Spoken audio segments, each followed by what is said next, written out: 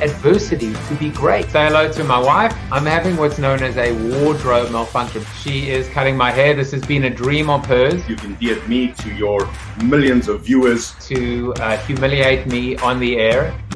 I always cry even though it isn't allowed. So proud. You make me want to be a better streamer. A better streamer. No, definitely not that. Do you need adversity to be great? Your skill is you tee up your guests and you make them look, so good. Yeah. Oh, such a good question. Gets me all fired up, man. Such a good interviewer. I'm ready to go. Jump to the screen. But no, it's so true. They can't see I'm dancing by myself. And despite the best ministrations of your wife, you still look ugly. Well, hello, everybody. Welcome to Corona TV. I know I say I'm always excited, but I'm extra excited today because I have Warren Berger on the show. Who is he? Well, you're going to find out. You should know who he is, but if you don't, you'll find out soon enough. But I'm also excited about the fact that it is National Baby Back Ribs Day. So if you like ribs, baby back ribs, spare ribs, any kind of ribs, your own ribs, it doesn't matter. Today is a day to celebrate and enjoy those baby back ribs. As I was saying, Warren Berger, he is an author and speaker on creativity and questioning. You can see that yourself. But more importantly is I just became mesmerized by this whole concept of a more beautiful question. You're going to find out about his website and about his books that he's written. We're going to be talking about the power of inquiry and curiosity and asking questions. What a great topic. Tomorrow is the official live debut of the people formerly known as the audience. So there will be 10 of us. And you could be a part of this as well. Every month, we will be doing an audience-driven show. And if you want to be a part of it, pretty much all you have to do, this is not a bait and switch. This is not a call to action. This is not marketing. This is a reward for anyone that is actually a regular on our Zoom after show. It is addictive. It is community-driven. It is awesome. In a way, we want it to grow, and we also don't want it to grow, because actually 10 people is the maximum amount that I can actually have on screen. So I might have to boot a few of these people as well. And I don't want to do that. That is not what advocacy and loyalty is all about. But tomorrow we will air it live at 2 p.m. Birthdays, happy birthday, Carrie Safer and who else? And Grant Gordon, or as I call him, G Squared. And not many people on LinkedIn today. With my 20,000 contacts, it's kind of, if you do the math, 6 of them celebrating birthdays today, out of 365 days, you can do the math and realize that for some reason, not many people want to have birthdays on this particular day in September. I don't know. I'm not a math guy. I just like to fudge the numbers. But today's seated soliloquy, speaking of which, and speaking of curiosity, and speaking of the power of inquiry, is really all about questioning and, of course, all about questions. Over the course of the past few months on Corona TV, we've been exposed to pieces of, I would say, a larger puzzle. And today we get to add a few more pieces to reveal a more beautiful picture. The particular picture in question is the power of curiosity, the importance of inquiry, the answer to the question, what came first, the question or the answer? Well, put that way, it's fairly obvious. And yet our society today is not focused on questions, but rather answers. And not just any kind of answer, quick answers with quick fixes, instant gratification. We have no patience and no discipline when it comes to what renowned psychologist Daniel Kahneman refers to as slow critical thinking. Now, I got that from an article that my guest, Warren Berger, wrote, and he believes that critical thinking is in critical condition. Indeed, with the passing of Sir Ken Robinson, now is not the time to wave the white flag and resign ourselves to that instant gratification that comes from revealing the solution. Instead, we should revel in the revelation of the journey to said solution. We need to be what I'm calling curiosity masochists. We need to truly enjoy every single pain point associated with toiling to come up with more beautiful questions. Then, and only then, we might, just might, get to a more fulfilling, satisfying, and sustainable answer that spawns a new question or new questions. And so the quest continues. I believe it was previous guest Colin Shaw who spoke of coming up with golden questions. Golden questions are unique questions that themselves become differentiated proxies for future behavior and predictors of success. Put differently, and with apologies as I quote myself, a little bit of narcissism, if you want to get different answers, you have to ask different questions. And if you're thinking right now about Einstein's definition of insanity, well, then you would be in the same place that I am. And so let me connect the dots for you.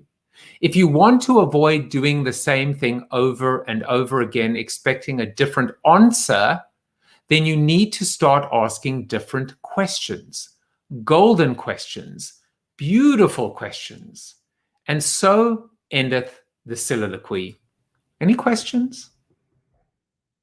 Well, now it's time to get some answers, or actually, if he's doing his job well and I'm doing my job well, as your moderator, as your host, we'll just be asking more questions than coming up with answers. Warren Berger is the creator of the popular website, amorebeautifulquestion.com, and author of a series of entertaining and illuminating books focusing on the power of inquiry to spark breakthrough ideas and improve your daily life. Some of the books include the Book of Beautiful Questions, the powerful questions that will help you decide, create, connect, and lead. A More Beautiful Question, the power of inquiry to spark breakthrough ideas, and Beautiful Questions in the Classroom, transforming classrooms into cultures of curiosity and inquiry. It is now my real utmost privilege and pleasure to bring on Warren Berger. Welcome to the show, Warren. Hi, Joseph. Thank you. It's great to be here. It's great. It's great to have you. I am so intrigued by the subject, and certainly we're going to get into it. There's so many things to do and ways that we could start off with, but I'm going to have to already hack your title. Because instead of calling you an author and speak on creativity and questioning and creator of the website, A More Beautiful Question, I think you like another title. I think you like to be called a questionologist. Yeah, I've been calling myself that for the past few years. And it came out of really, I was kind of studying and working with questioning my whole adult life, because I became a journalist when I was just out of college, And when you're a journalist, obviously questioning is kind of the tool of the trade, right? It's something you use every day. But even back then, it occurred to me that it was interesting that I'd gone to a good journalism school. I went to Syracuse University. They have a great Newhouse school there. And it occurred to me that, all through journalism school, I was never really taught about questioning, which is odd, isn't it? You would think that this thing that's such a basic tool of journalists, that they would drill you on, this is an open-ended question, this is a closed question, this is how to frame a question. None of that, So what I realized then and what I've realized since then is that this is something that we don't formalize it in terms of teaching it, or businesses don't train people in it. Schools don't pay too much attention to it. So therefore, I kind of decided somewhere along the line, well, maybe there should be people who are actually dedicated to the study of questioning. And I asked the question, what if I just declared myself a questionologist? And I did so. Actually, the first time I did it in the pages of the New York Times in an article I was writing, I just kind of said out of nowhere, I'm a questionologist. And Joseph, nobody questioned it. So I've been kind of using that title ever since, and it's just it's something that I try to gather other people who are also studying questioning in kind of the same way I am, and I'm trying to turn it into almost a movement, as well as maybe I'm hoping someday it will be a formal ology, a formal field of study that people can go into. It's so funny because you just nailed it right there, because you said, you called yourself this and nobody questioned it. Right. And that gets into, I mean, we'll get there. We're going to get there, I promise you. But it just shows you that when you put something out there, whether it is truth, whether it is alternative facts, whether it is untruths, and nobody questions, that's when the decay, sets in. I mean, I even know this from my own religion, that you're meant to question. You're meant to be curious. So instead of blind acceptance, you've got to, that is probably our secret weapon, curiosity. Oh yeah, absolutely. Yeah. But there's an interesting thing about that. It's true that, and you mentioned, I feel like we're in this crisis of critical thinking right now. And a big part of that is not questioning. But there's another part of it, which is only asking questions from one point of view or from one perspective. So what you'll find is when you have a crisis of critical thinking going on, there are people out there asking questions, and they're asking very challenging questions, but they're only asking them from their own side of the political fence and from their own perspective that they're already comfortable with. There's actually a term for that that's called, by this professor of critical thinking, who called it weak sense critical thinking. Weak sense critical thinking. And that's when you use the tools of critical thinking, right, which is being skeptical and asking questions, but you're only using it to validate your own views and to defend your own views. And so that's not real critical thinking. Real critical thinking, you have to be willing to question not only what you disagree with, but also what you maybe agree with. You have to be willing to question that too. And that's sort of the secret sauce of critical thinking, that willingness to question whatever it is without a political bias or without, sort of preconceived notions. There's so much meat. That's why it is spare ribs day or baby back ribs day. Because, you heard me in the soliloquy saying, if you want to get the right answers, you have to ask the right questions. But it actually makes me think about when I wrote my second book, which was called Join the Conversation. I defined conversation as between two or more sides, not two or more people, because it's like that. What is the sound of one hand clapping? When everyone just agrees with one another and reinforces their own worldview.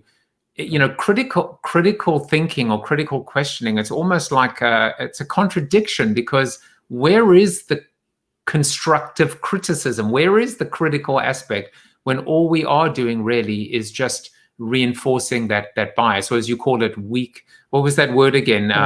The term is weak sense critical thinking. Right. And so it's like and I can point to almost any pundit, any political pundit on television, and most of them are, or many of them are, weak sense critical thinkers. So they're very good at constructing an argument. They're very good at picking apart someone else's argument, but they rarely will question their own positions and their own, beliefs. I told you earlier that there was someone that you had to meet, and he's already asking questions on the chat. So we'll bring him in, but I figured this would be a good time to play Stump the Guest and to ask you this question, which is, who said this? Judge a man by his questions rather than by his answers. Oh, I think I've come across that quote. Do you give hints to like initials? Well, if I give you the initial, you'll get it in a second. But the man I'm telling you about, that I will bring his comments and his questions on, shortly, is a philosopher, and the man who said this is a philosopher. Ah, philosopher. Okay. I think he's a philosopher. Bertrand Russell. I'll give you an initial, and then it should be a dead giveaway. The initial is V. Oh, Voltaire. No, let's. And the answer is Voltaire. Okay, great. All right. Yeah. So yeah, I think I have come across that quote before. I tend to collect the questioning quotes. I collect lots of things. Another thing I collect, Joseph, is songs that have a question for the title. And Elvis Costello's song, "What's So Funny About Peace, Love, and Understanding?" I have about 50 or 60 songs like "Who Wrote the Book of Love?" And so I've gotten into all kinds of question trivia, famous questions through history, things of that nature.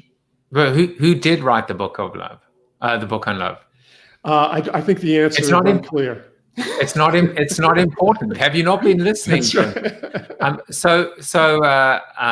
Tom Morris is the man that I was referring to, who was a previous guest and now has become a staple in our after show, and even the people formerly known as the audience. But before I bring him in and a few others, there was a question and I didn't want to forget it, which is, look, I come from marketing and advertising, and I'll give a presentation and I will, maybe it's a pitch. And this is my heart and soul and my life's work all coming out into a pitch environment.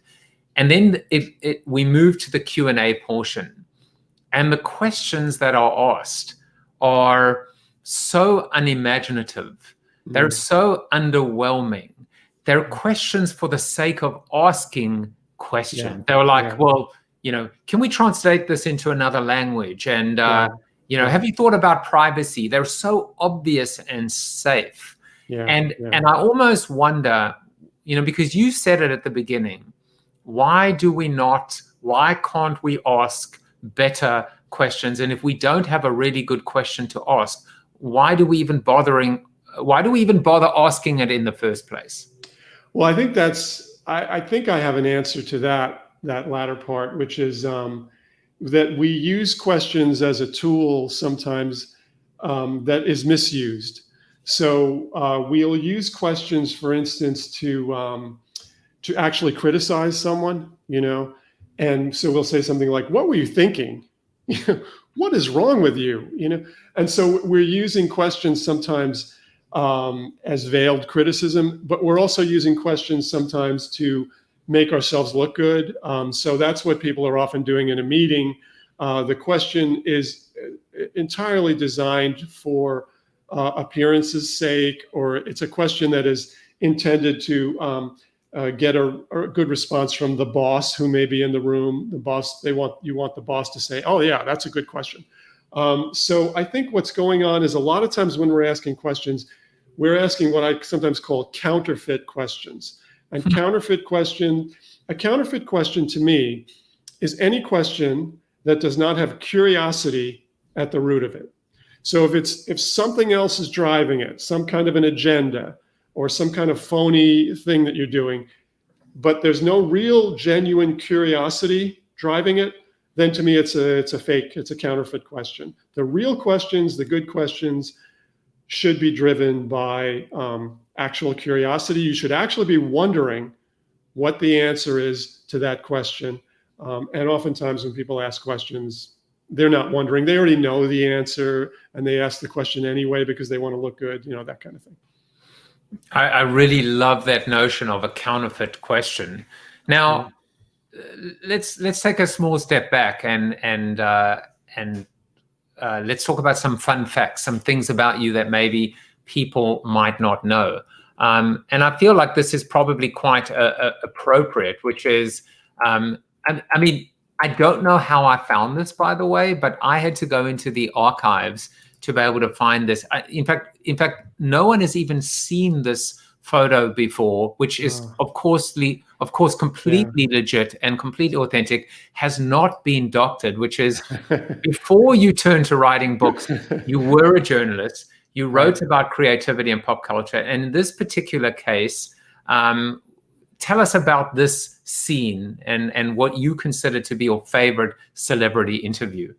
Yeah, I did a lot of celebrity interviews. Usually they were over the phone and, with Tom Hanks and people like that. And they were all fine.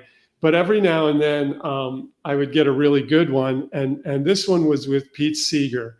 And he was kind of someone that I really admired. I admired his music through the years. And I thought he had a really great spirit to him.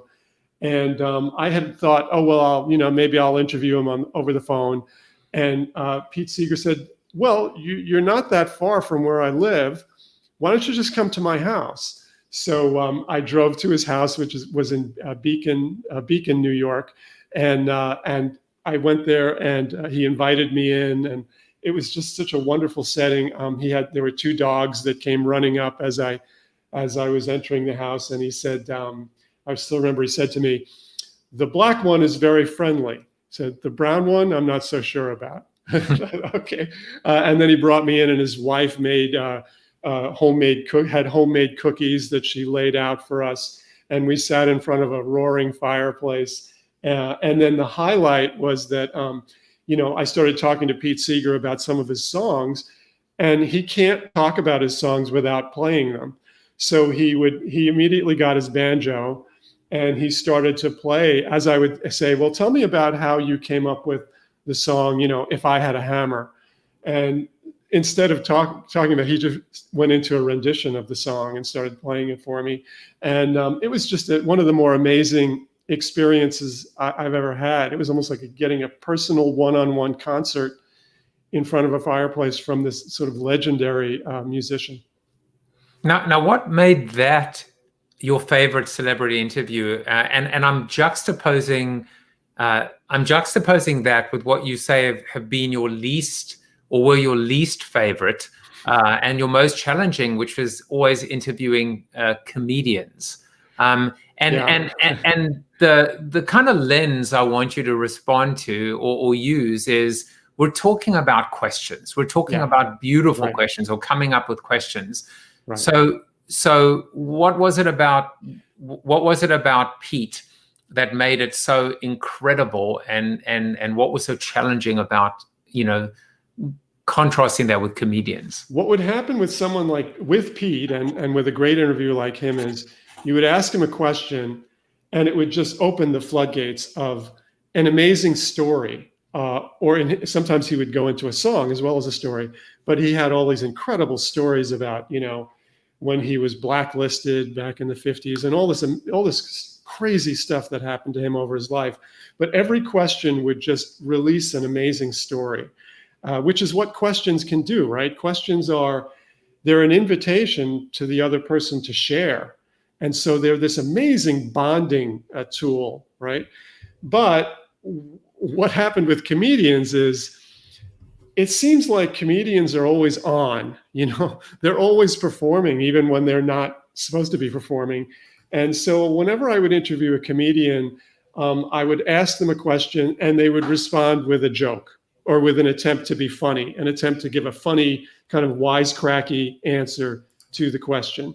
And so I would end up with an interview that was filled with funny one-liners, but it didn't have there was absolutely no depth, no story, no substance. So they were tough. They're tough people to interview. I think there was something so interesting there, which is, you spoke about this idea of unleashing additional questions, right? And I thought to myself, so let me take a step back and let me tell you about how my own journey and my own adventure, my own learning process. I don't come up with any questions. I have no questions for you today. Right. I could show people the list. I've got the 3 things you want to talk about, which I asked you in advance. Right. I know that we're probably not even going to get to all of them because I know that if I'm doing my job well, which is to listen and then and listening means, based on what you tell me, that has to spawn another question, because if it doesn't, I mean, it doesn't always have to, but it should. Yeah, sure. It should. Absolutely. And so we let the conversation, it's almost like, I think of a conversational question, and I think I might have used this the other day, is we're in a current, we're in this ocean, and we can either just move with the current, or we can try and resist it and swim against it, and we'll probably drown if we do that. Yeah, I love that analogy. And you know, I sometimes talk to young journalists about this very thing you're talking about, because young journalists sometimes will go in with that list, that sheet of questions, of 10 questions or 12 questions. And it's okay to have that sheet going in, but you need to like throw the sheet, throw it away at some point, or at least stop looking at it, because, you know, it should only be there as a last resort or something, you know, because really, if the worst thing you can do in an interview is to say, okay, someone finished their answer. Okay, here's my next question. And you look down at the list. This is question number 5. And then when they answer that, you say, okay, here's my next question. And I see journalists do it all the time, you know, and it's something that I just try to tell them, look, you're gonna miss the best part of the interview if you do that, because you're gonna be so anxious to ask your next question that you're gonna miss the opportunity to ask a follow-up. And that's, you know, that's deadly with an interview. My next question, actually, funnily enough, and I'm joking, but I think it does get into the origins. The reason why I asked you about, well, I didn't even ask you about it. It was your fun fact, but there's clearly a linkage between being a journalist and then deciding to specialize and become a questionologist. So now I can bring Tom's question on. And he said, how did you first discover the importance of questions? Was it in fact by being a journalist, or was it before, or did it happen afterwards? I think it really happened in stages, because what happened with me in questioning is, over time, I discovered all these levels to it. So in the beginning, as a journalist, I discovered the importance of questions just as a way of getting information out of people, right? It's the ultimate tool. It's the best tool for pulling information out of people who are your sources of information, right? So that was my initial take on questioning. And then over the years, I started to see that it was powerful in so many other ways. So at one point later in my career, I started writing about innovators. I was writing a lot for Wired magazine, and I would always be profiling, you know, some tech innovator or somebody who'd come up with some amazing creation. And what I discovered with those people was that they were using questioning in a different way. Like, I was using it to pull information out of people. They were using questioning to sort of challenge the status quo. So they would ask these amazing questions, usually directed to themselves, about, you know, why hasn't someone come up with a better way to do X? And what if you could take this new technology that's emerging here and combine it with this problem over here? What might that allow you to do? So innovators were asking these incredible questions that led to breakthroughs and innovations. So that became a whole new way for me to look at the importance of questions. Now, all of a sudden, it's not just a communication tool. Now it's a thing that sparks innovation. It sparks creativity. And I think that was what led me to my current path, because that's when I really said, okay, I'm going to write about this. You know, I didn't want to write about questioning as a journalist or questioning as a tool for communicating with people. For some reason, that didn't interest me. But once I saw that it had this expansive power in terms of innovation and sparking ideas, I said, that's a book. That's a book I want to do.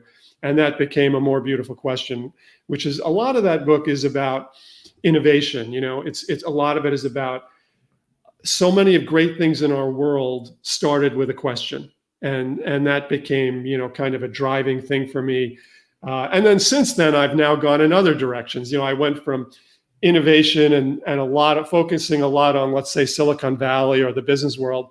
I went from that focus to, okay, now I'm sort of back to, it's a great communication tool. You know, I'm back to the starting point. And now I'm even thinking about, you know, it's a great leadership tool. You know, if you're a leader and you can ask the right questions, it's this amazing, powerful thing that where you can sort of get people to rally around questions in a way that may be more effective than trying to foist answers on them. You know, one of the things I say, Joseph, to companies these days, and it's kind of funny because they have different reactions to it. Some like the idea, some don't. But I say to them, you might want to think about replacing your mission statement with a mission question. You know, your company has a mission statement. What would happen if you turned that into a mission question? And the reason you would do that is because a question is just more inviting to people. It's more stimulating. And so a mission statement is kind of this boring thing that nobody pays attention to. Turn that into a question like, how might we as a company do this amazing thing that's in our mission statement? How might we? And then when you phrase it that way, all of a sudden, you know, people have a different reaction to it. They say, well, that's interesting. You know, I have some ideas about that, or yeah, that's an interesting mission. I want to be part of that. So it's just this incredible difference between a question and a statement. You know, one is kind of lays there flat and the statement, and people don't quite know what to do with it.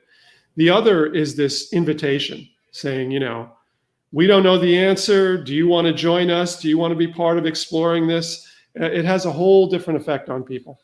It's a fantastic thought because, you know, I talk a lot about this idea of how does a company become more customer centric, and I think the question is the ultimate customer centric, you know, act of opening up a corporation, demonstrating not just vulnerability, but ability or propensity to partner.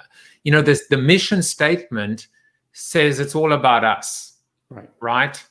The question says, why don't you partner with us? Yeah. How can we do this together? And I think that's a very powerful idea. So, and you think about the idea of a mission. A mission is supposed to be open-ended. It's supposed to mean we didn't get there yet. That's why it's a mission.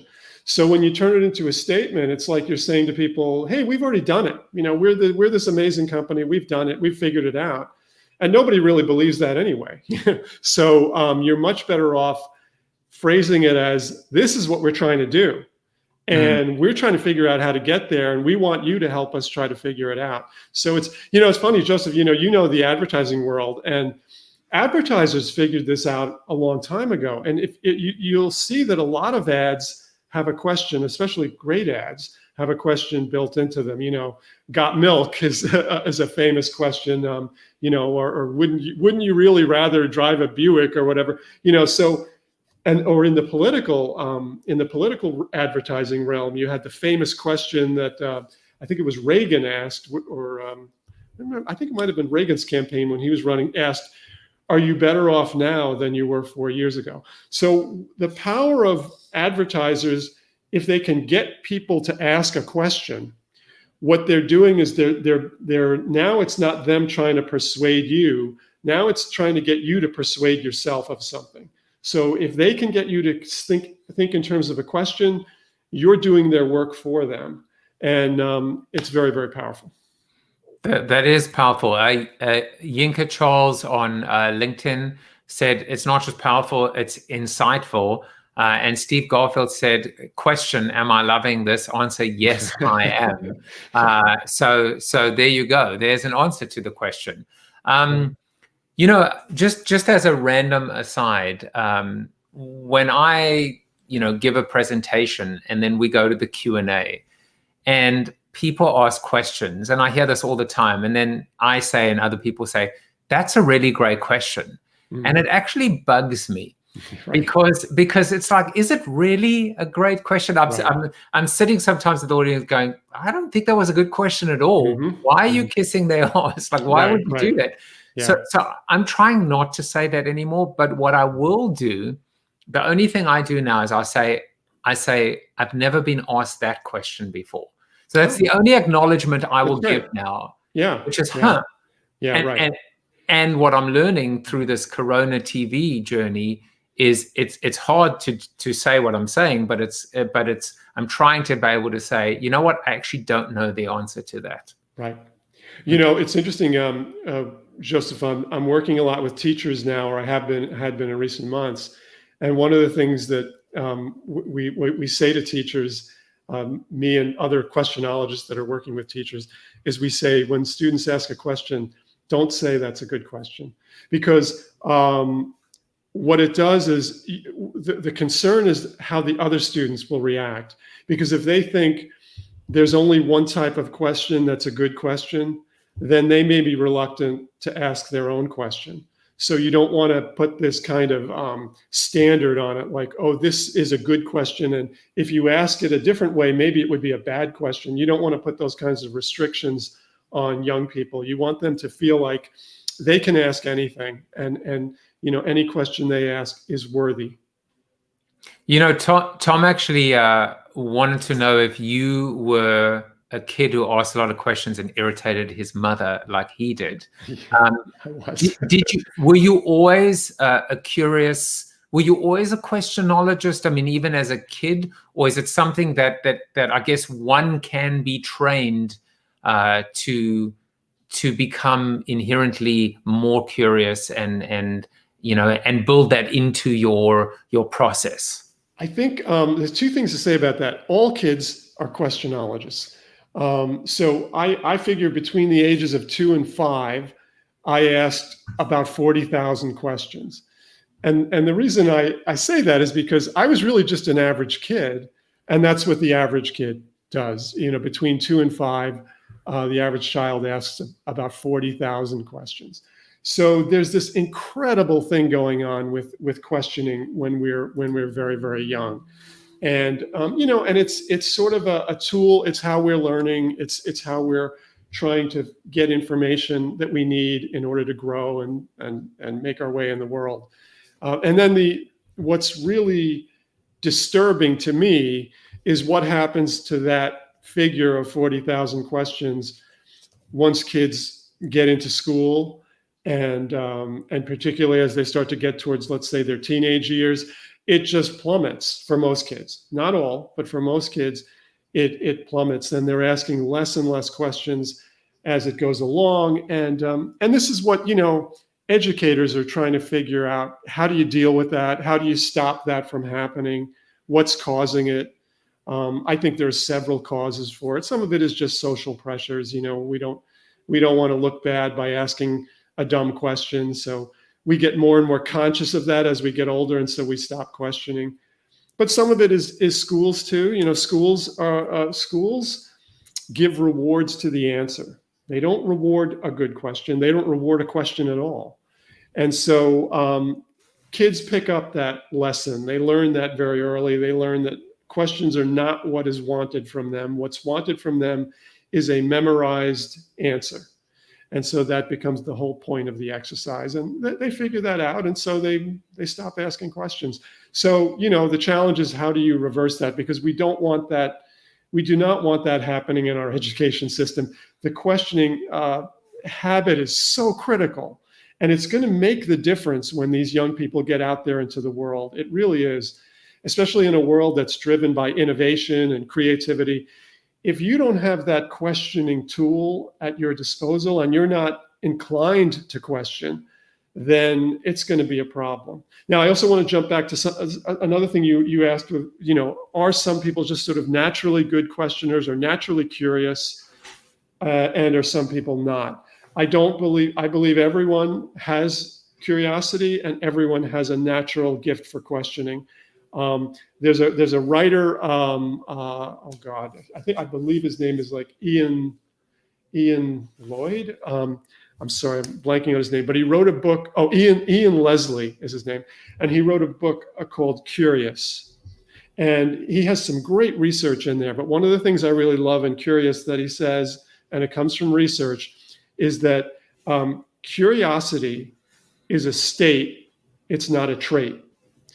And we tend to think it's a trait, meaning, oh, that person is curious and that person is not.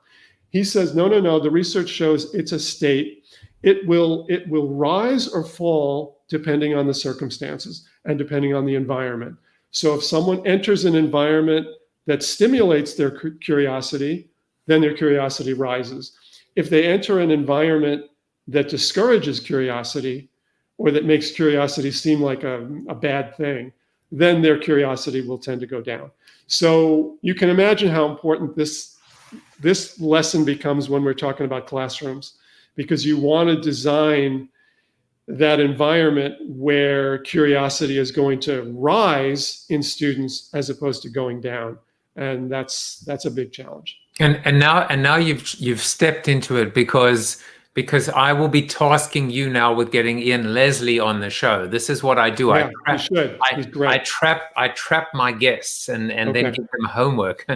No, Yeah. you don't have to. You don't have to. But No, I'll connect you with him, and he's in the UK, I believe, and he's fantastic.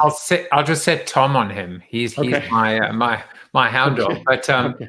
no, but you know, like I couldn't help, as you know, as I was reading up on you, but think about Sir Ken Robinson, and because you both say the same thing, and you're both talking about the same thing, which is we have to. I mean, if I'm just extrapolating, we have to protect our children. We have to prevent them from. I was almost thinking, as you were talking, I mean, easier said than done, but I should commit, like on the show today, I should commit to every night going to my 13-year-old, I have 3 kids, but my youngest, and saying to him, Jack, ask me a question. What is something you'd like to know? Like every day. In fact, quite frankly, my oldest is 19. She's heading to college, back to college on Monday. Every day I should challenge myself to challenge them to ask me any question on anything. Yeah, it's just absolutely. so important. It just feels so healthy. I think that there's such a big role for parents to play here in terms of, a lot of times parents get intimidated by the questions their kids ask, because they and by the way, this happens to teachers too, but they get this feeling like, well, I can't answer all these questions, and it makes me a little uncomfortable. And the point to keep in mind there is you don't have to be the answer machine. You don't have to have the answers, but your role should be to encourage the questioning, to make sure it keeps going. And if you want to do something where, what you can do is if you don't have the answer, or even if you do have the answer, work on trying to guide your kids toward finding their own answers. In other words, to embracing their own questions and figuring out, what should I do with this question? Where should I go with it? Beyond just going on Google, maybe. And going on Google's fine. That's an okay starting point. But what you want to teach young people is that that's not the end point. You don't just go on Google and that's the end of the journey. Google is the beginning of the quote unquote search. And a real quest for learning is going to take you into a much wider array of places and sources. So I think there's a lot that parents can do to sort of encourage the behavior and to help kids think of questioning as a fun thing. Think of it as a question is this adventure that a kid can go on, that if they take ownership of a question and then decide they're going to pursue it, there's so much that they can do with that, and it can lead to amazing things.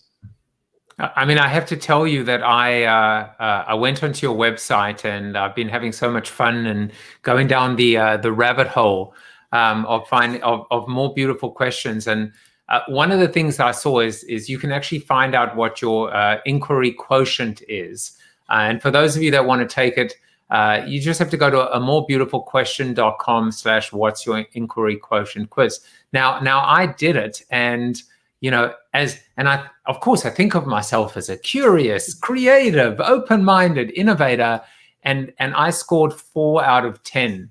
Wow. So I'm inquiry challenged, but I mean, you've deflated me. But one of the questions I'll just read it to you was, and I won't tell you what my answer was unless you want to reveal this to people. But I believe that Google, Quora, and other online resources now give us all the tools we need to answer even the most difficult questions. I won't tell you what I said, but I will tell you that I got it wrong. Wow, that's interesting. Yeah, I mean, that's such a big issue right now, because in the world of questioning, that's a big debate right now about, is Google a good thing or not? And actually, Ian Leslie, you can have a great conversation with him about it. Ian Leslie thinks that Google is killing curiosity. He thinks it is. I don't necessarily feel that strongly. I'm kind of a mixed feeling on it. I think that there are aspects of Google that encourage more questioning because it gives us a great starting point. If you have a question, there's somewhere you can go right away. You can go right to Google. So I like that part, that it gives us this nice little starting point. But the problem is people don't go any further than that. And so the big challenge for us, let's say with young people, is to get them to understand that these sources of information that are readily available are fine up to a point, as long as they understand that that's not the final answer. Whatever comes up on Google, that's something to think about. It's something to take into consideration, but don't think of that as the final answer. Now you have to use your critical thinking. Now's when you have to say, okay, this is one piece of information. Is it valid? Maybe. Well, let me think about its validity. Is there another point of view? Is there another place I can go for a whole different kind of information? That's kind of what we need to be doing now.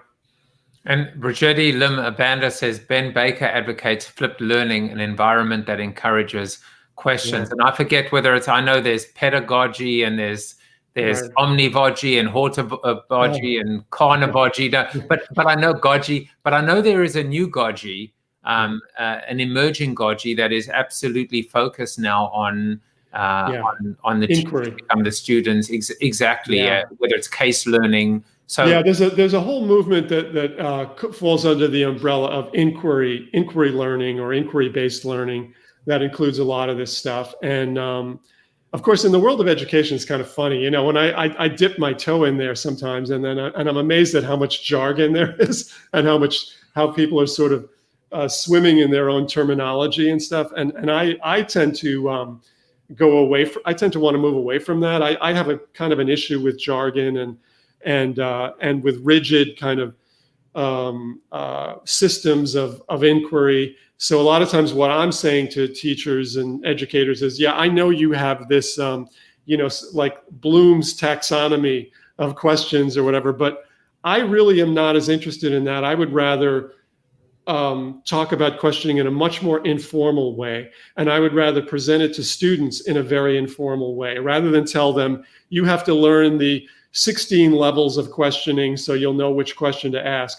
Rather than do that, I would rather have a much more wide open approach with kids and say, we're just going to ask a lot of questions. We're going to encourage you to ask more questions. We're not going to worry so much about what type of a question it is or whether it's, where it falls on the scale. We really want to focus initially on getting you to ask more questions and really tap into your curiosity. And that's what I would rather see the focus be. So this must demonstrate that how bad I am at doing this, because it's taken me about almost 40 minutes to actually ask you what is a beautiful question.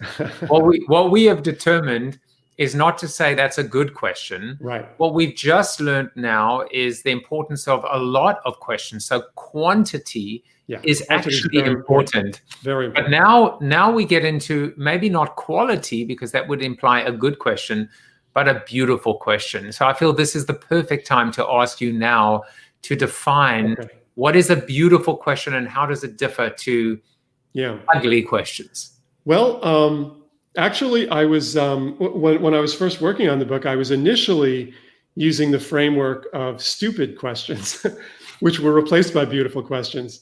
Which is funny, right? It sounds like they're kind of opposite. But I called it an ugly question. Right. Yeah. So, and the reason I was focused on stupid questions was because I had come upon an innovative guy, a great designer named Bruce Mao. And Bruce Mao was really into the idea of asking stupid questions. He said a lot of creation and innovation comes when you're willing to ask the question that nobody else is willing to ask. And when you do that, sometimes people will say, oh, that's a stupid question. But if you're willing to be the one to ask, hey, we've been doing it this way for 10 years. Can I ask, why are we doing it this way? If you're the one who's willing to ask those kinds of questions, sometimes amazing things happen. So I started with that framework of stupid questions, but then I moved toward beautiful questions. I thought it was more empowering. And I came across a great line from the poet E.E. Cummings, he wrote, always the beautiful answer who asks a more beautiful question. And that became sort of the title of my book. Now, once I did that, once I embraced this idea of beautiful questions, I had to then define what do I mean by a beautiful question. And let me say at the beginning, it's very subjective because everyone will have a different idea of what they consider a beautiful question. Some people might ask spiritual questions or philosophical questions that can be very beautiful.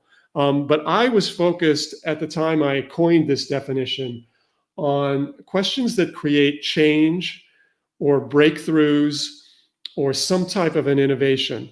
And so I defined a beautiful question as a question that is ambitious, but not too ambitious. It has to be actionable.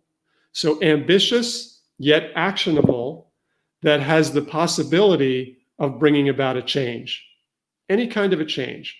And so I would look for questions like that. And those kinds of questions would often be, again, it would be someone coming into a situation and saying, why are we doing it this way? Or what if we tried a whole different approach? What if we turned the whole thing upside down? And I found when people were willing to ask those kinds of questions, it would open something up. And I found that to be beautiful. You know, the beautiful question I really focused on in the book was asked by the very young daughter, I think she was 3 or 4 years old, of the creator of Polaroid, the Polaroid instant camera, Edwin Land. And he says that that whole process of creating the Polaroid instant camera came about because his 4-year-old daughter asked him, why do we have to wait for the picture?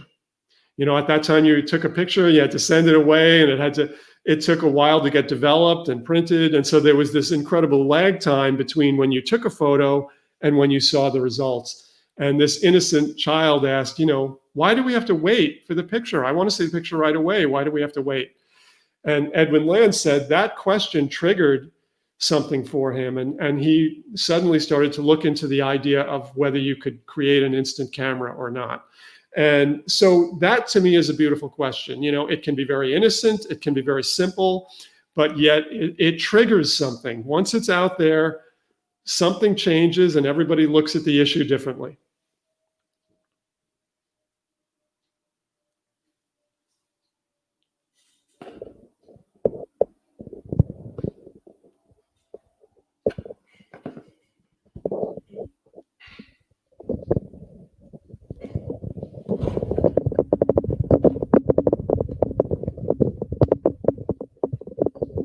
Joseph, I think I lost you for a second.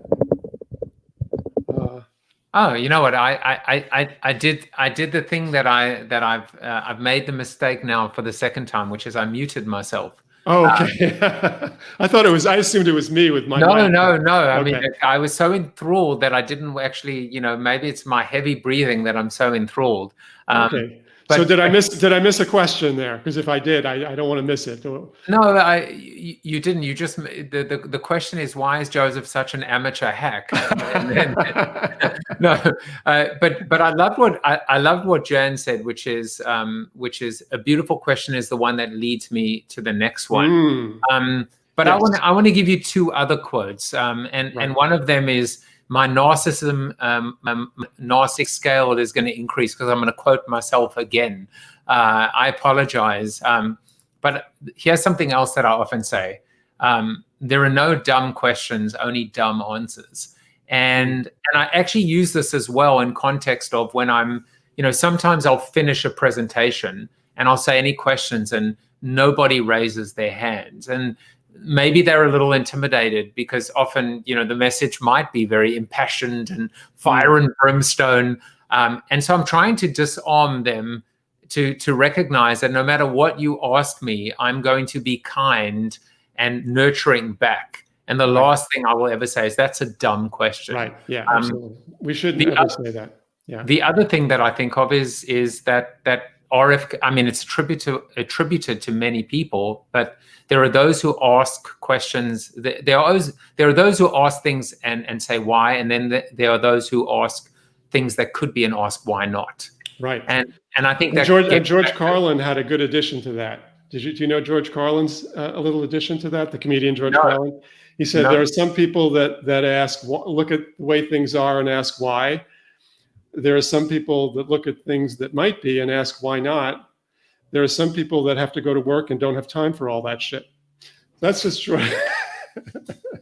That's George. That's why George Carlin. Who actually, by the way, George Carlin was someone I studied because that joke aside, he was an amazing questioner, and comedians often are. You know, I was speaking ill of comedians earlier in terms of their interviewing abilities, but they actually, in their work, the work of comedians, they are oftentimes the best ones are questioning our society. They're questioning everything we do. And that's sort of the basis, particularly with someone like Carlin, it's the basis of all their material. That's very interesting. And I actually have a comedian on the show on Tuesday, Jane Condon.